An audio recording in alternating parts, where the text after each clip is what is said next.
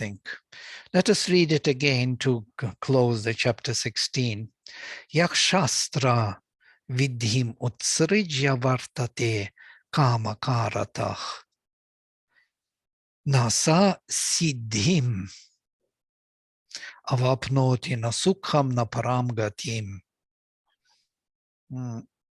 The one who drops the shastra, the rules, puts aside and follows only what he desires, he does not reach the realization and doesn't follow the happiness or the highest soul status, param gatim. And the conclusion is quite interesting. Tasmat shastram pramanam te karya vyavasthitau jnatva shastra vidha noktam karma kartum iharhasi. Therefore, let the Shastra be thy authority in determining what ought to be done or what ought not to be done. Knowing what has been declared by the rules of the Shastra, thou oughtest to work in this world.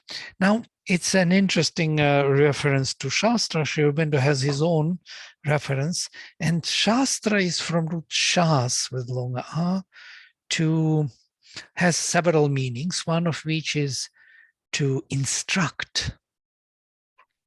It's an instruction. Yeah? Many people think of Shastra as the final knowledge. It isn't knowledge. It's an instruction to gain knowledge, to get to knowledge. So the knowledge is always self-realization, some kind of experience. Shastra is not experience. It tells you what you have to do in order to get there, the fastest and the most efficient way. It's the complexity of rules which help you, if you follow them, to find what you're looking for, to knowledge. So, it was formed and formulated over centuries by many practitioners.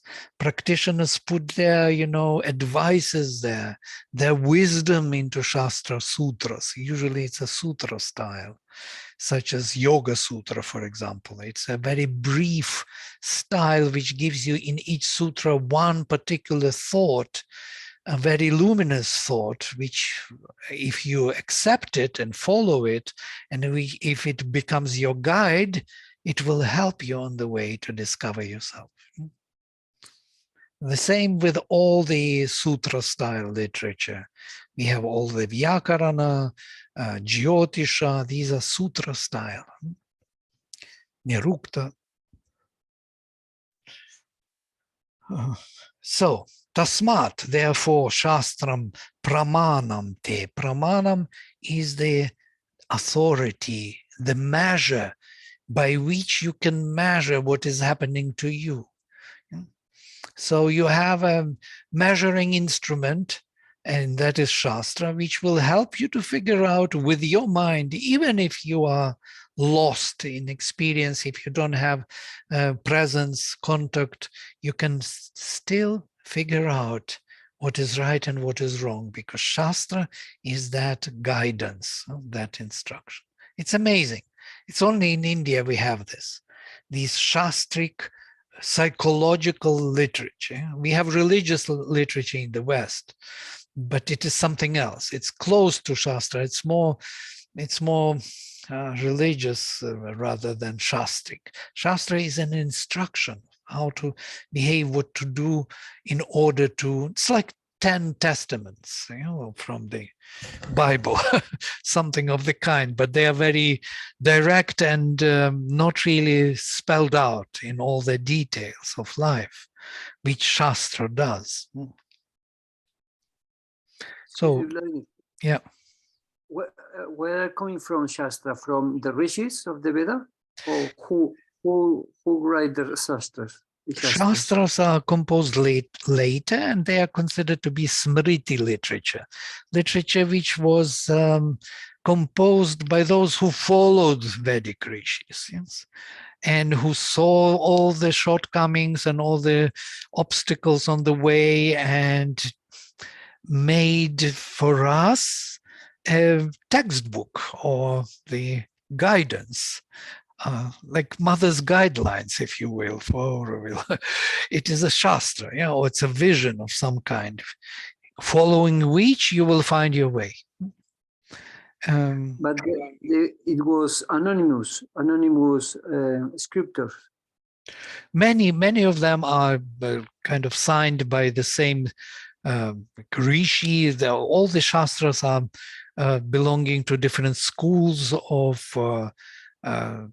the Vedas. There are 4 Vedas, 4 different shakras.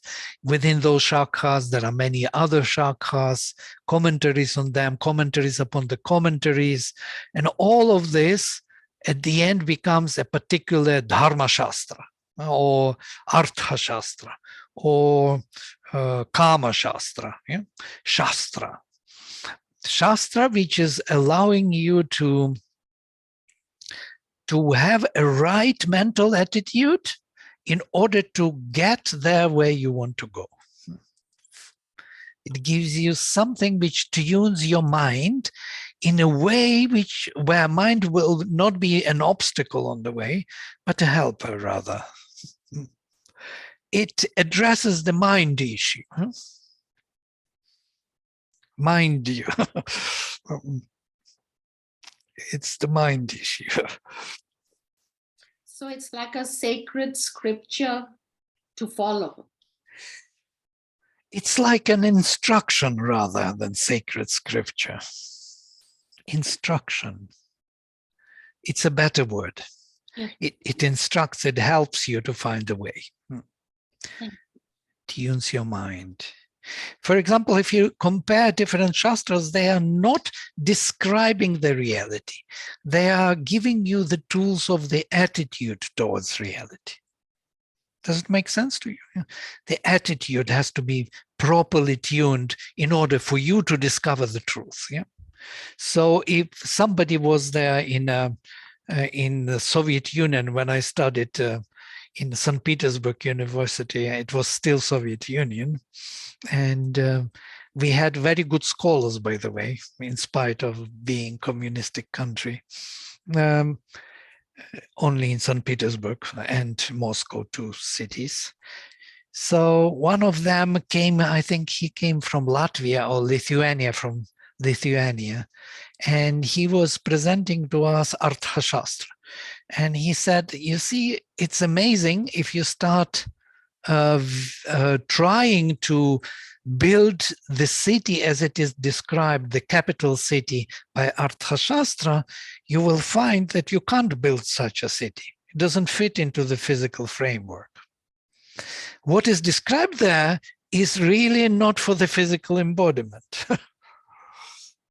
It doesn't fit into the physical framework. He tried to put all the the parts of the city, how they relate, how they are described. But at the end of the Shastra, always there is one phrase, Ya evam Veda, the one who knows thus, the king who knows thus, he will build a proper capital for his country. So it is addressing the attitude, not the factual building of the city. And he didn't find a place for the marketplace. Marketplace, though it was described, it was actually overlapping other parts of the city. So it didn't fit into the 2-dimensional, 3-dimensional reality. And he said that actually he discovered the whole secret of Shastras. He said that, truly speaking, all the Shastras are of this nature. They are all ending with this phrase, Ya evam Veda, the one who knows thus. Yeah. He will gain the result of this endeavor to build the city, to follow dharma. They are never fitting totally into the physical reality. There is a mismatch between the attitude and the physical embodiment. He took then even Kama Shastra, it's kind of interesting, and he started to analyze all those, it's for marriage life, how to live married life, so to say, sexual life, sexuality all over India, mapped out in different regions, different habits and so on, because it is quite a rich, interesting Shastra. And he says that the postures of making love there are not possible physically to make even. But it is written, the one who knows thus will never share his bed with another lover. So what does it really say to us? It says to us about freedom in the mind, a particular mental attitude in the mind, which allows you to be true to what you do and to be successful in what you do. It's amazing. Yeah? It's not about what to do immediately. It's about what you have to have in mind in order to do it right. So it instructs your attitude. So these two examples of Kama Shastra and Artha Shastra, that they do not match with physical reality, he discovered. And we started to look in other Shastric literature. Yeah? It's not a physical, factual description. It's more the Ya Evam Veda, the one who knows thus will build the proper city, will have success in married life, will do properly things, yes? But why this mismatch between the physical and mental attitude? Why? And there is an interesting kind of my intuition about this, because the vital realm is in between. The vitality, the prana, which is always correlating the attitude, the intention, yeah, with the factual reality, with physical reality. They will never match. There is always some new conditions coming in between, which are modulating, modifying the physical embodiment. That's how Soviet Union lost, yeah? Because when they were making 5 years plan to produce, 1 million needles or buttons, they were planning it in accordance with what they knew from before. They were not taking into account a constant modulation of the prana, which is taking place. The style is changing. The buttons are no more in the fashion, only zippers. So, and they produce so many buttons. So what to do with those buttons? So the full match of the mental and physical, this materialistic paradigm, did not work. That's why Soviet Union lost. It was not readjusted through the individual freedom which was here in the West. In the West, the liberalism, the individual freedom was promoted, which was bringing correlation on the movement, yeah, in time. Soviet Union was very rigid. Yeah? They planned for 5 years to produce so much, they produced. And then what? And then nobody wanted it. They want something else already. So this is visible in Shastras. They don't give you the match. They give you the right attitude, which will help you to succeed. Now I explained Shastra finally. Yes.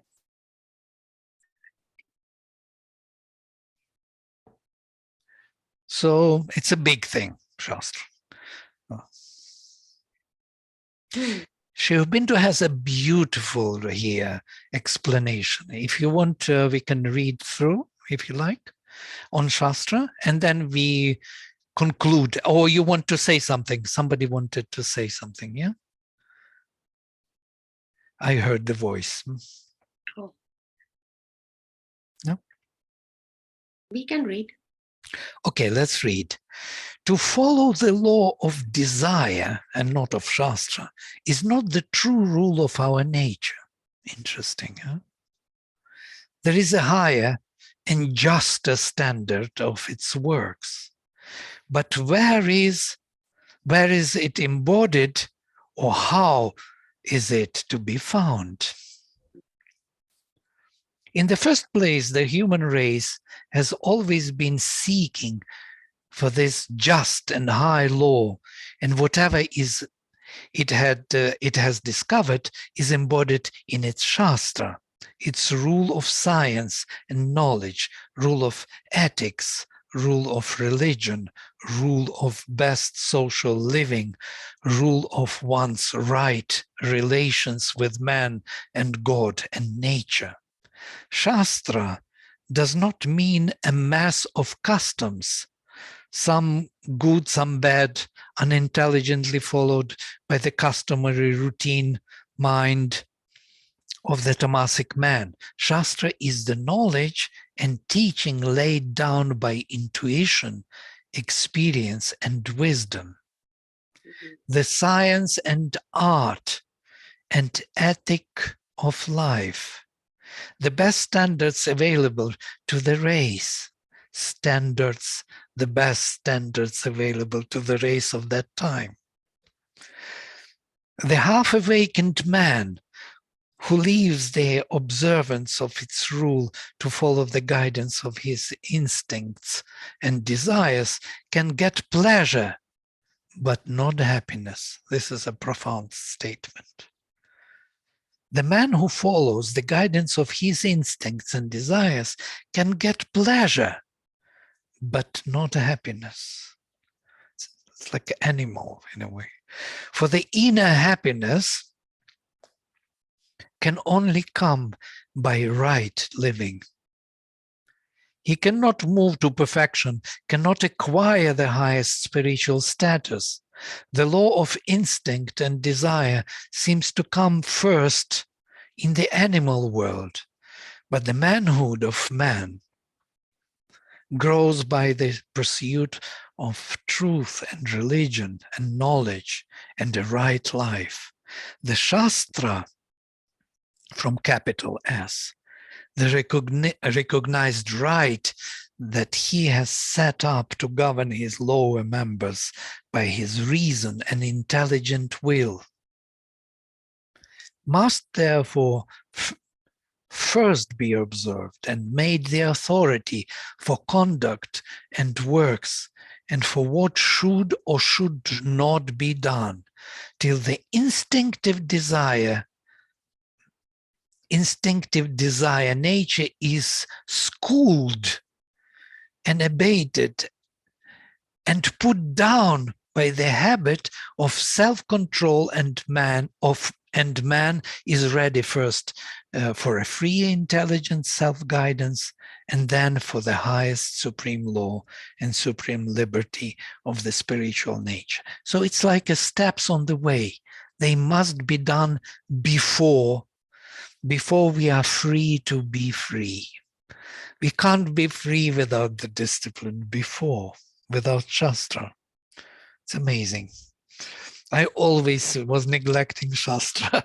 And now, when at the end of my life, I feel it was a big mistake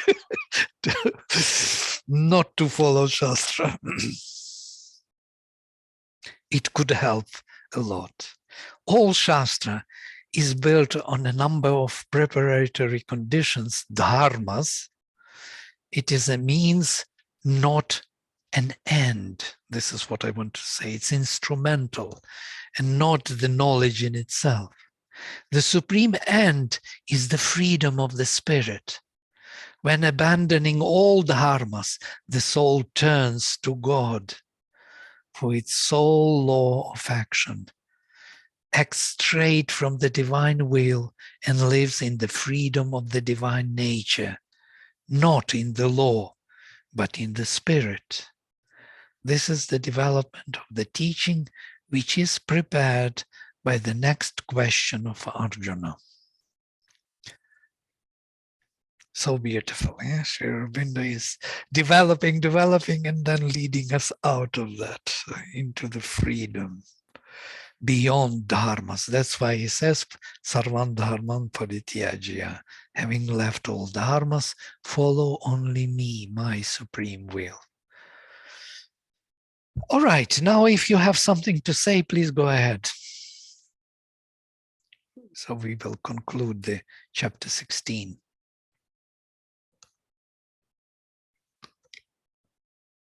I will even switch off that I could see your faces.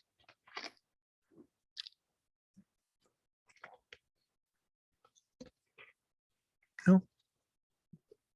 So Vladimir, is the Gita itself considered to be a Shastra then? Yoga Shastra. He is even calling himself all the time. Quite interesting. At the end of each chapter, you will read this kind of message. Let me read it for you, because it's not in the text, it's in the book. I'm reading from the book. Om Tat Sat iti Srimad Bhagavad Gita su Upanishadsu Dharma Vidyayam Yoga Shastre Shri Krishna Arjuna Samvade. Yeah. Vishada Yoga Nama Prathamadhyaya is from the first. So if you think of it, so how he calls Gita Brahma Vidya, Upanishads, Gita, so Upanishads, so in the Gitas, in the songs Upanishads, in the Brahma Vidya, in the Yoga Shastra, the dialogue between Shri Krishna and Arjuna. So it's also Shastra. It actually tunes our attitude, which will help us to find the divine. I was thinking that the perspective of the integral yoga itself is Shastra, is it not? Yeah, absolutely. Once we're informed by that vision, that sense of reality, we can follow that. And so when you were saying that all of your life you had not followed the Shastra, I think that's perhaps you might revise that statement because you've been Right. following Thank you. yoga.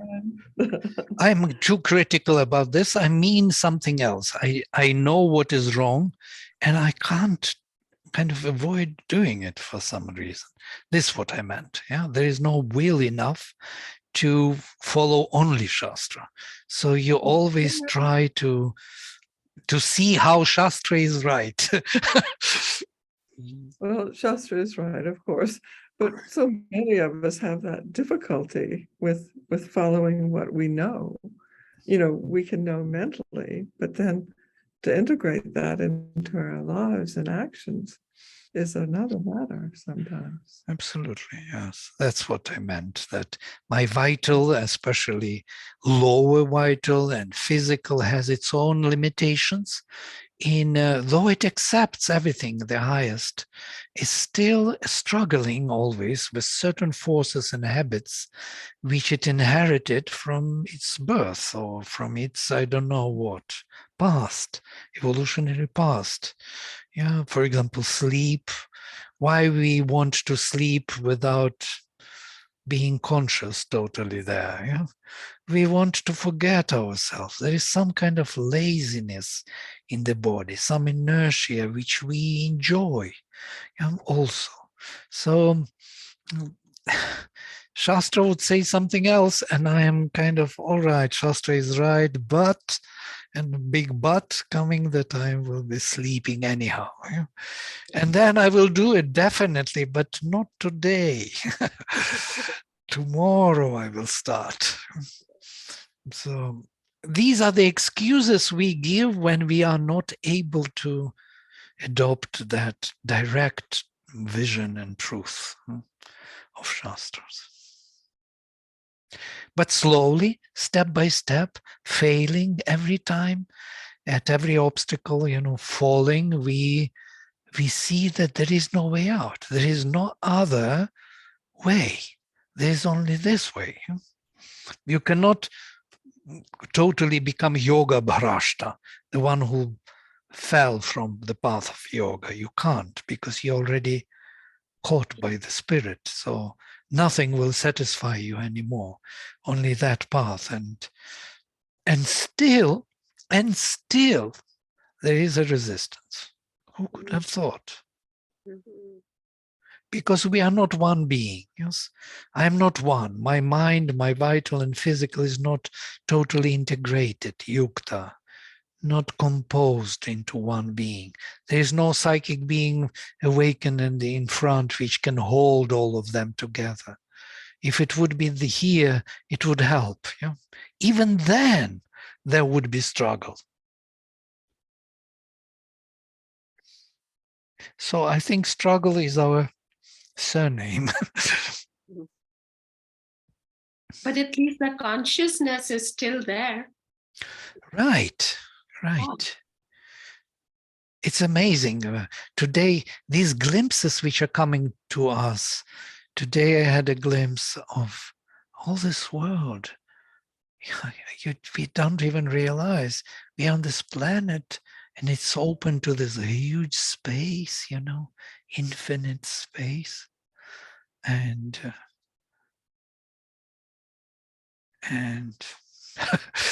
and this globe, we are on the globe, which is speeding out around the sun. That's unbelievable. I'm sitting on the globe with the oceans and this and the people, and this matter moves, talks, thinks, calls to some presence. And what is all this? Formation, creation. It's a marvelous creation. What do we know about this? Hardly anything. Our knowledge is so small, so formulated by the mind, by symbols of the mind and language, and so on. And still, we are here, still struggling, still going somewhere, can't stop doing it. There's no way to stop or to go away or to turn back. There's no way. There's some force which is higher than us, within us, moving forward, and carries with it all the rest with us, whatever we call ourselves. It's amazing. I want to share something, if I can. Yes, please. Thank you. I was trying to experience the different levels of samadhi, and try to experience and understanding in the same time, and bringing down some way to express the experience. And what I want to share is, if we focus, if we put the chi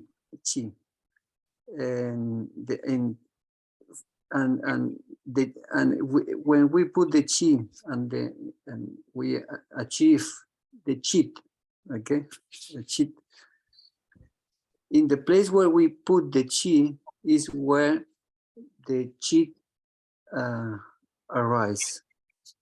And if we put the consciousness in the body, of course we can experience the limitation of the body. Maybe I want to walk without ending to make the trip around the world, but I have limitations in this body. If I try to understand by the mind all the knowledge in this planet and even in the cosmos, of course there is the limitation of the mind. But I think when we are trying to experience the energy which is conscious as well, and we put the chi, the focus, in this level of consciousness, in energy, it's like, and I now I bring the analogy, I bring an example. It's like the pictures of Van Gogh. I think all of us, we have Van Gogh style in our mind, and this kind of drops of color drops, making the bottom and the figure all in the same style of drops, like energy for me. Then if we put our chi, our focus in this kind of energy, which is in us and out of us, and there is no difference between in and out, then is when we can be in the level of consciousness where everything could be achieved, and in the same time unifying. I think if we're trying to experience yoga, there is no possible experience by the body consciousness. There is no possible by the mind. The lectures, the hymns, the words is not possible because his nature is limited, of course. But if we put our chi, our focus in the energy, like a drops of energy, in and out, then we can experience the unifying force and be conscious of that movement of energy. I think it's the only chance we can have to experience yoga, the unifying. Energy is that which connects mind and body as prana, basically. Prana is the representative of the spirit, according to Brahmanas. Yes? It's prana, which is connecting all into one life force. Behind it, there is a spiritual force, Brahman, which makes everything one, interacting. The energy flows into one form and another form, supporting one thought, another thought. So it's unifying element. It's called Vayu Pavamana or Yajna. The very transformation is taking place in this field of prana. Yeah.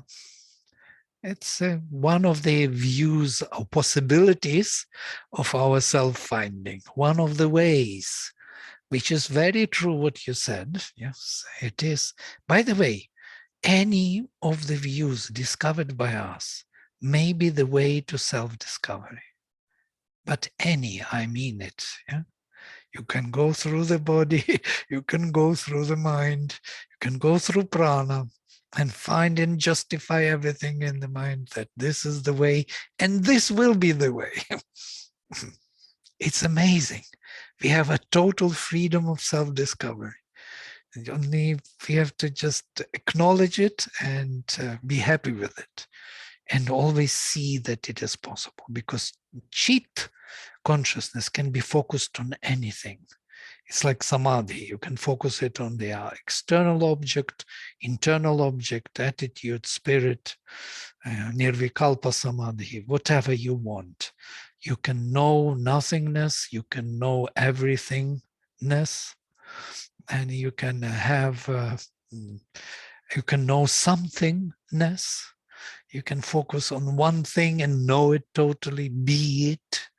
You can be anything and everything. This is the power of consciousness you describe. So on whatever, what you fix it, that you know, that you become. As Sri Aurobindo beautifully describes, I know this body because I have become the body. I feel what is happening here in the body because I have become, I identified myself, my consciousness with this presentation of myself. This is one of the presentations. So it's quite amazing. Yeah, thank you for sharing. Yeah. Yes. Could I ask a question?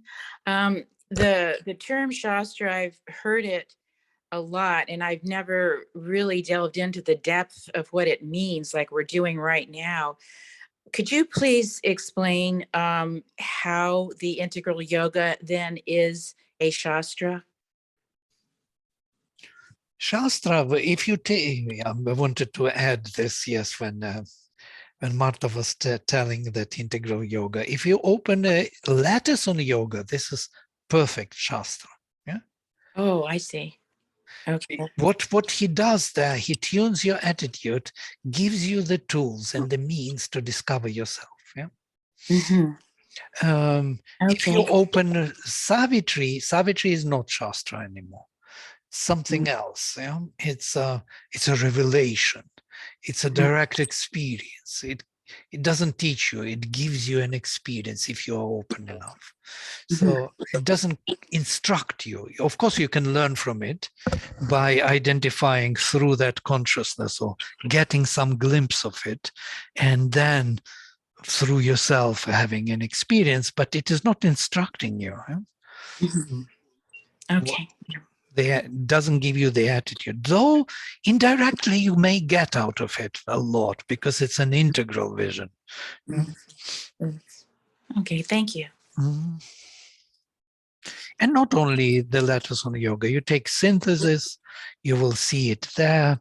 You take any of the books of Sri Aurobindo, which are written for the common general reader of a higher capacity, of course, then you will find that he gives us some keys to understanding. Yes. Okay, It's thank you. always in the form of a dialogue. Like it's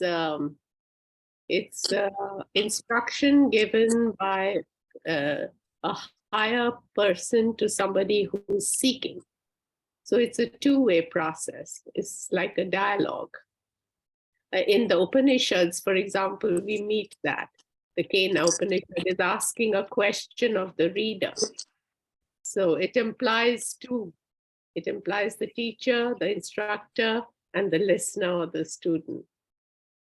I don't know. I don't know if Vladimir, do you think that is okay? Do you think that's Well, in the form, yes. In the form, like asking, answering question, yes. But in the very content, in the very substance, yes, Upanishads are much more intuitive, and they are giving you rather intuitive answer, which is not shastric. It is more kind of in between experience and explanation. Yeah. So to say, it does not care so much of explanations anymore. It gives you a structure which is of intuitive form of the mind. And if you don't have it, you would not understand much. So it demands from you a certain level. It does not really teach you what to be. It kind of packs and hides the knowledge within the symbolic presentation. And you will be bewildered if you approach it only with the mind. You would not, it's the same as Sri Aurobindo, by the way. I had, when I lived in St. Petersburg with one philosopher, I had a friend philosopher who knew Hegel by heart and Marx and the most difficult literature, the most boring. And when I gave him Life Divine to read, he said he could not read one page. His brain was boiling. He didn't understand how that could be put together in the logical sense. This is the limitation, which is which if one does not open to the higher perception, yeah. So Sri Aurobindo is not totally Shastra. He has something more than that. He's more integral. He integrates Shastric, the instruction somehow is there, but it is not dominating. Maybe mostly it is visible in the letters of yoga when people ask what to do, how to be. So he tells them exactly what they have to do and explains them how things are. But the rest is kind of half intuitive and even higher, a visionary. Yes, it gives the vision. And if you are not ready for that vision, logic will not help, really. It will stop you on the way. Mm-hmm.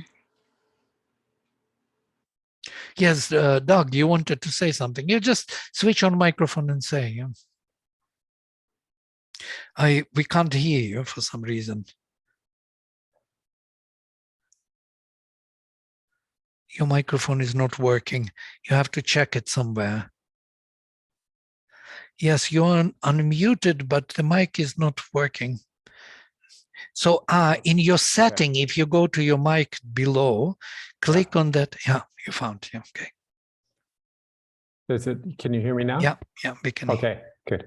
So if I heard you correctly, you said that Sri Aurobindo said that prana doesn't connect the mind to the physical, it connects it to the vital. Prana is vital, yes, which connects. Yeah, well, okay, so prana, yeah, so my understanding is that he uses mind, vital, and physical, like Anamaya Kosha is physical, Yeah. Manomaya, Is mental and Pranamaya pranamaya. Kosha is vital, Mhm. and Manomaya Kosha is mental. So he's not introducing vital as something new. It's always been there. Yeah. But it hasn't been so much of the conversation that Western practitioners of yoga have picked up. It's commonplace in Westernized yoga to say prana is, well, maybe this is accurate. Prana is the connection between mind and vital, mind and physical, but we'd have to qualify that and say prana is much more than breath. It's all the vital, not just the physical movement of air in and out of the lungs. Yes, absolutely. It's much more than just breath. But even breath is an amazing thing. It's the closest we know about prana, life force, which is so amazing that we are breathing in and out non-stop. And when we stop breathing for 3 minutes, we die. It's like so easy to die. It looks like much more difficult to die. No, it's easy. It's 5 minutes and you are gone. So. Yeah, it's the most obvious expression of vital. Right. And then when you stop breathing, the vital starts separating from the physical and leaves it. Bye-bye, physical. So this is what this breath is about. So that's why they translate it as breath, but of course it's not totally correct. Prana is a life energy, some life body, some energetic body about which Siegfried was saying that this is the connection. And I agree with him. This is the connection, of all the worlds. They are all coming through prana. In the older Upanishads, such as Kaushitaki, prana is the representative of Brahman in this manifestation. It is spirit which is embodied here. It is in the form of prana. Mind and speech, or mind and the physical, mental and physical, are two foundations for prana to manifest, or the shell in which the life force is manifested. It overlaps and influences both mind and physical. Right. Yeah, but he spends a lot of time on vital in Savitri. Yeah, definitely. And on the mind and on the even on the physical less, yes, but still there is subtle physical. And this vital, what is interesting for our course on sleep is something when we are in the nightmare,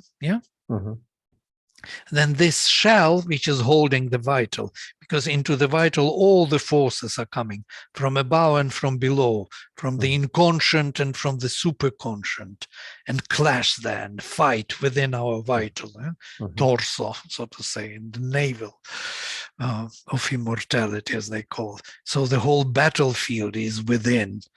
That's why we feel here in the plexus solaris when we are hit, or when we feel that we are sad or we are happy.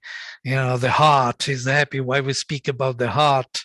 Because it's all here in this torso region of the vital, that all the feelings, emotions, sensations take place. And so this... when we are in the nightmare, all these forces come in. So what we try to do, we try to jump to the physical. It's our protection, yes. I woke up, that means I'm in the physical, so they cannot reach. You still feel the nagging behind of these forces, buzzing.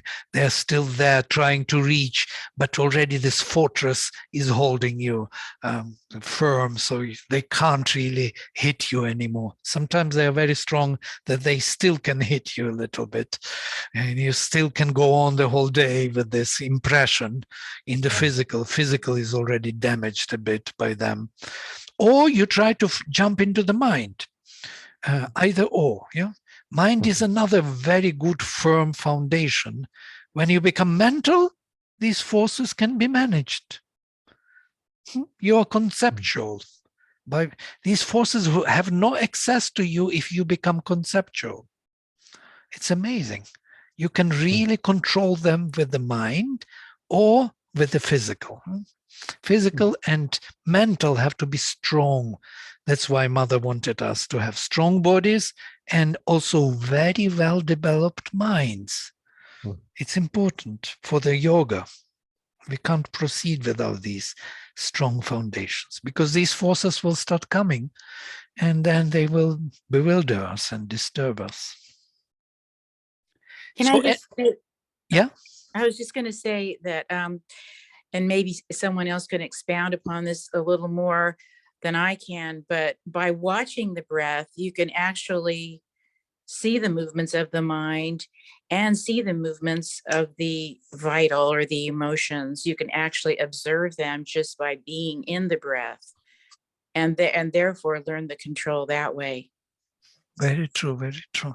By the way, if you do the pranayama, you will notice that your breath depends on your way of thinking. If your thinking is kind of fluctuating and disturbed, you cannot breathe, you cannot hold the breath. It will be, you can't really hold the breath normal way as you should, because your thoughts are too disturbing. So what is happening when you start controlling your breath? You make order with your thoughts. You start controlling your mind.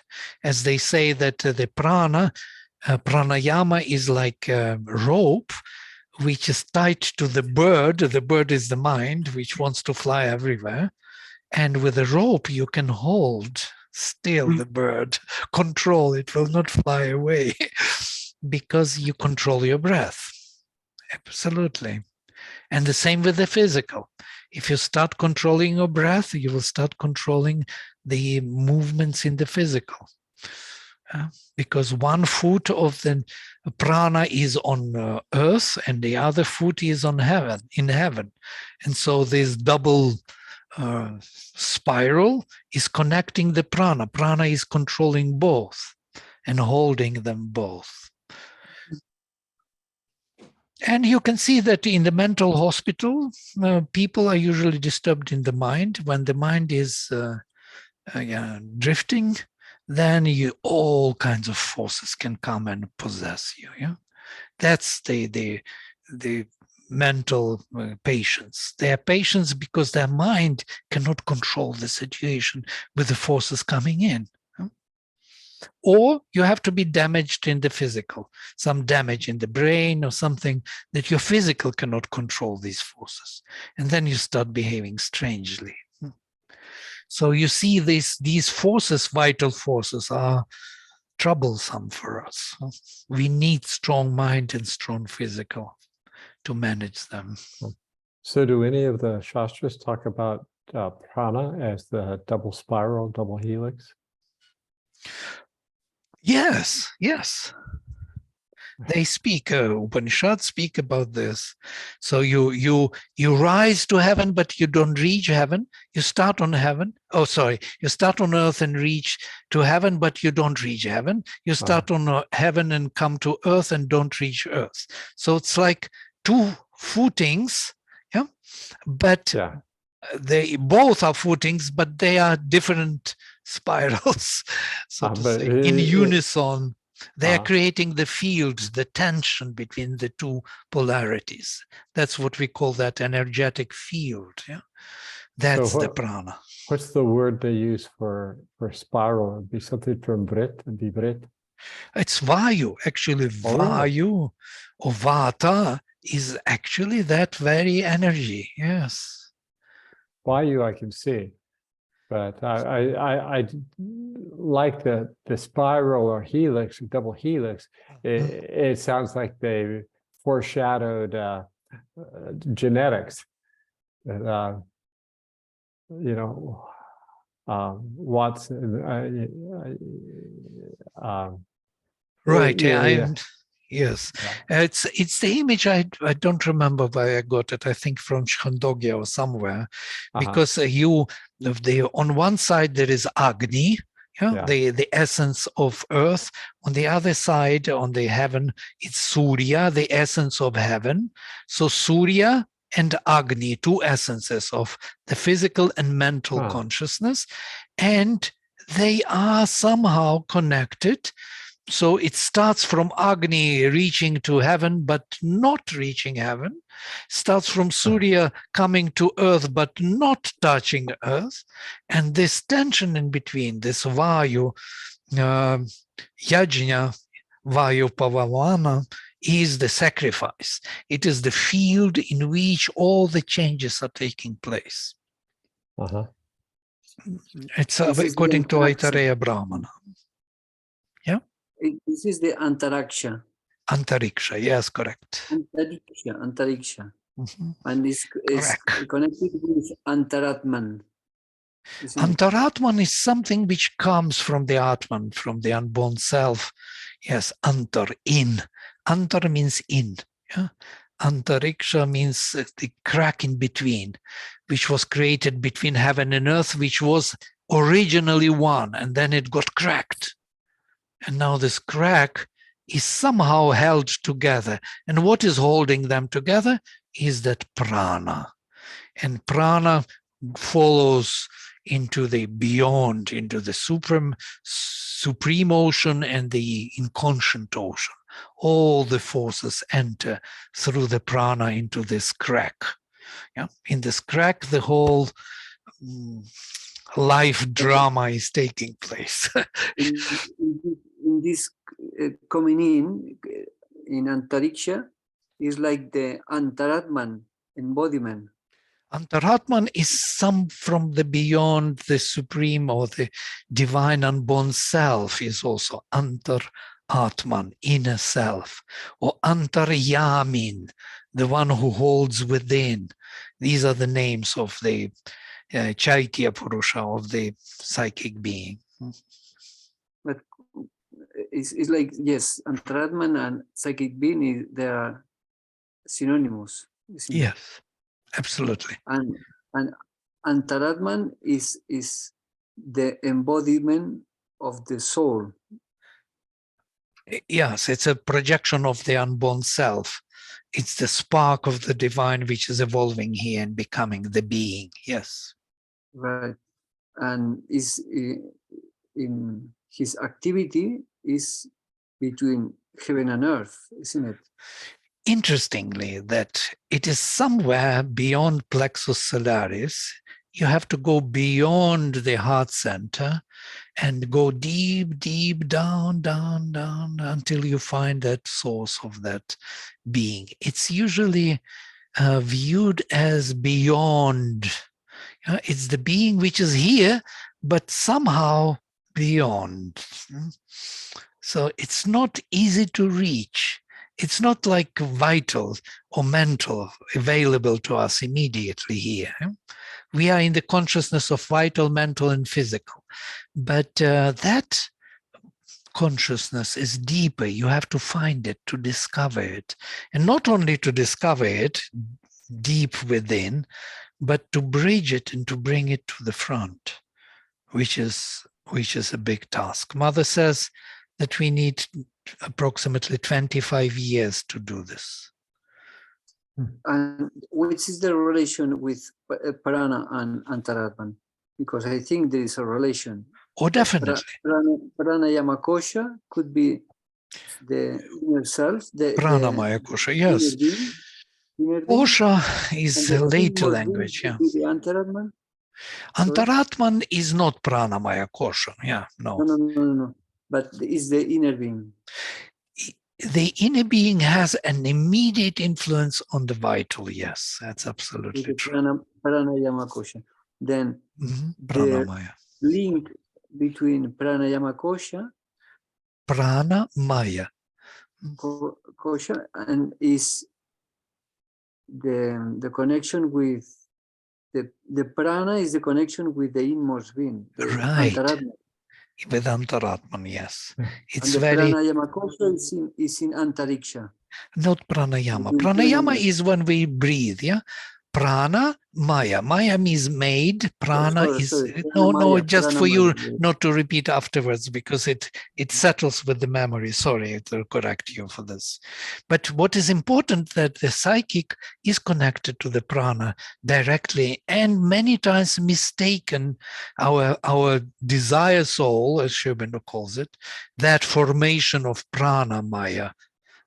Purusha or formation of the pranamaya atma is mistaken for the real soul. And by many traditions, especially in the West, you see this in Blavatsky, yes, this astral being, mental monada, all these forms, all these words are taken as if that is the soul embodied here.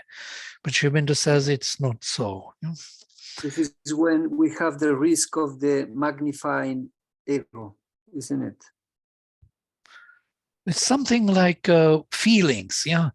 Feelings of the psychic and feelings of the vital can be mistaken. Vital when it is shining through, psychic when it is shining through the vital gives to the vital a particular flavor and happiness and recognition of the truth and the divine and excitement and emotion. And then it hijacks it and makes it own, appropriates this, and then it starts imitating it. Yeah?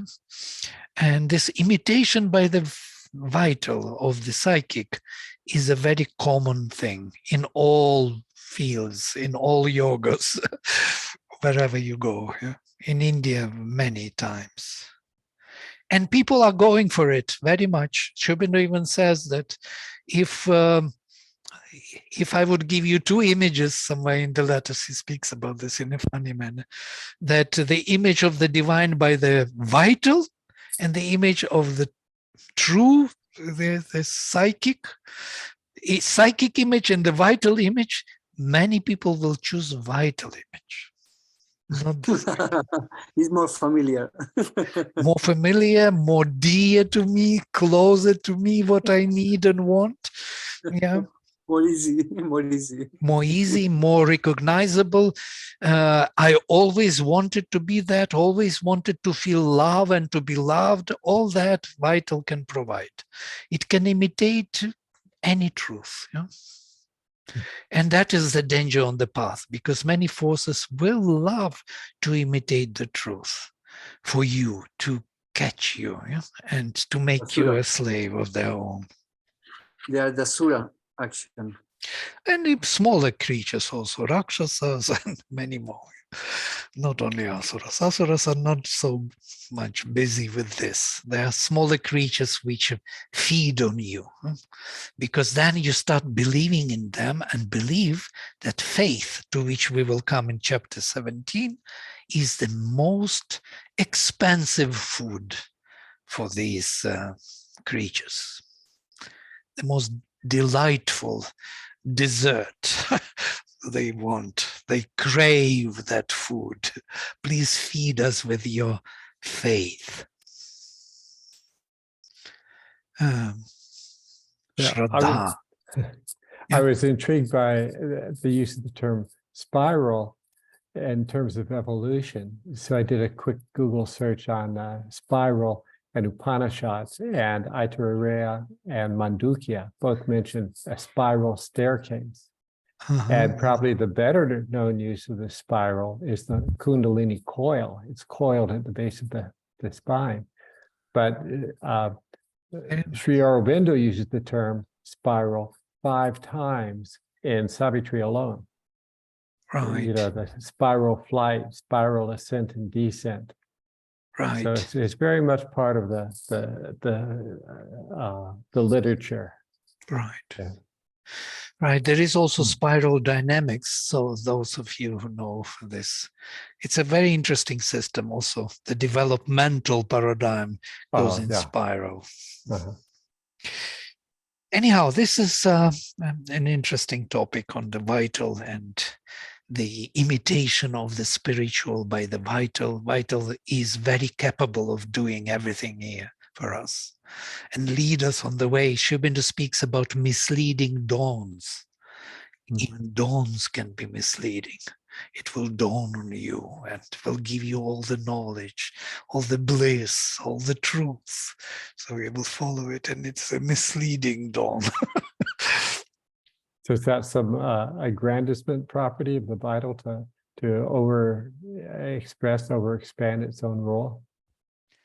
Oh, I think to overcome that thing, we need the awakening of either psychic. Psychic is difficult to find because it's behind the vital, and the vital is mistaken for the psychic. But if you have some kind of higher, how to say, liberation, that's why Sri Aurobindo insisted on liberation, actually. With liberation, everything becomes easier because then you see what is what in the nature. My understanding was that the psychic, he said the psychic was to influence the mind, vital, and physical, all of them directly without going through any of the others as intermediate. But are you saying that it's primarily the vital directly? Yeah, it is all three, but first and the most, how we come to know about it and feel it is through this plexus solaris. Yes, right. It's first experience there, and also how we search it. We dive here. We don't dive here to find the psychic, or in Kundalini in the Muladhara. We are going straight into the heart center. By the way, there is a dispute about heart center. Many people believe that it is in the middle of the chest. In few places, I was searching for it in Sri Aurobindo. He's avoiding to tell us directly, unfortunately. But in few places, he says in the Pavitra, Conversations with Pavitra, he says it is in the plexus solaris. Plexus solaris, you know this, yes? There's a very sensitive part in between the ribs. You can touch it and you can feel immediately there is... just like an inch or two below the sternum? Yeah, where the two ribs are coming that below that soft part where the box is trying to hit each other to knock down. So this is the place. He says there is no other center between the Vishuddha and this Anahata. He was asking him about some other center on the way. It's kind of puzzling for me because many simply quarrel with me that there must be somewhere in the middle of the chest, the heart center, Anahata, and not in the plexus solaris. Well, didn't Mother say that it's in the solar plexus, but the entry is higher in the chest and then you go down? If you have a reference, please send to me. I collect those references. You put me on the spot. It's a big topic. If somebody knows something, please share. Okay. No? Yeah. Where is the Anahata center? But that's separate from the psychic being. Yes, but Anahata center is through which you will be going deep inside and beyond, to come to the passage to psychic. So, and then you will go deep, deep down, down, down. Mother says even down until you find. Why down? Because once you entered in, it all feels like down. Okay. Well, I just know what I've experienced. And for me, the Anahata is right there at the center of the chest. That's my experience. And I just feel a lot of vital in my third chakra. feel a lot of the, the powerful goings out into the world sort of feelings there. But I definitely feel the sense of the heart chakra right there in the center of the chest. That's my personal experience. Well, once you are used to go there into that center and you establish the awareness, I'm sure that would work like this. Yeah. It depends on how long you focus there and feel more and more. But in my- also, I wanted to say something that has been really, I've been trying to find this in some of Sri Aurobindo or Mother's works, but I just heard a speaker talking, giving a talk about on Mother and Sri Aurobindo, and he said that Mother has stated that the psychic being, yes, you must go deep, deep, deep to find it, but actually, when you find it, you find that it's outside of your body. That's what, it's just, it's the eternal presence. But then you realize once you found it, that it's not only in your body, it's just it's everything outside of your body as well. And I can't, this is not coming from a book or anything I've read. It's from a lecture that I heard. Experientially, if you want me to say something on this, what I have kind of experienced when I started my yoga, and I had once this glimpse of that inner being within that flame. And it happened to be that I shifted so deep, and then I saw on the other shore of the abyss the flame, the light, or really the flame. It's difficult to describe because it's like the flame, but it's not like burning of fire or some kind of. And the abyss was between. There was no bridge between me looking to that shore. There is a flame, and that flame, it seemed to be really bigger, though from this side it was small. But when you look at it, all that's what you are becomes very small, minute drop in, like a sand, like a pebble. They're so insignificant in comparison to that reality which is there. So secondary, so temporary, that it has that sense, what you were saying, that when you have a touch, you touch it, then you have a sense that you are really a result of some activity within, rather than other way around. Yeah. That is not that that without is actually within. And somehow. Yes. Excuse me. I think when the instruction says down, down, what I understand from the hypnosis technique which I'm using in therapy, to give the instruction or the suggestion of going down, down, down, is to reduce the mental activity. Then is when you can achieve the dissociation, and then you can experience your more subtle essence. or And it's then or it could be help for the mental. all the collective mind is open, and then you can take in what you need from the subconscious of the supraconscious. I think when we say when it's said going down, down, down, is not a local place. Is to calm the Absolutely. conceptual Very moment. nice. Yeah, I also believe so. And then, right.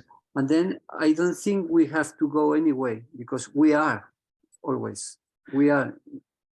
It's not a place to go. It's only instructions for to submit make a submission of the mind, of the analytical mind and rational mind, I think. Or a mind also can join this. Mind loves to go to the bottom of things, to the root of things. And this language for the mind is understood that it has to come to the origin. So, and it will not object or react or maybe even support the movement. So it's a language of the mind. Yeah. Yeah, it's to say going down, is same like to go deep, go deep. Yeah, absolutely. And it feels like this, believe me. It really feels like that. For some reason. You can physically feel that you move there. It's not just you don't move. It's like going somewhere. It's not that you are here and you've adopted some vision and that's it. No, you have to move, and it takes time to really arrive at it. It's very interesting. I'm making a research about these topics, and it's very interesting the similarities with the anesthesia effects. Because if you make I give you the tricks, right? If you can immobilize your body, or you are using some suggestions, hypnosis, self-hypnosis, but the objective is to immobilize your body for a while.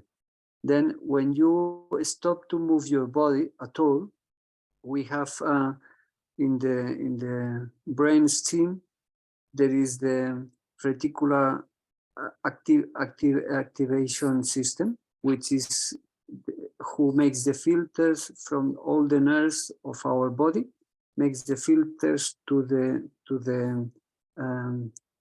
cortex, and then when you don't have any more stimulus from the body because you are immobilized, voluntary or by hypnosis or by suggestion or whatever, then is when you make this kind of experience of dissociation, and it's very similar if you are using anesthetic like ketamine, like I was talking the last time, or you do because you are freeze, or maybe you are afraid and you immobilize your body because you are afraid. All of this behavior of the body gives you the opportunity to experience this psychedelic experience or hallucinatory experience, because there is a lot of energy in another place in the brain.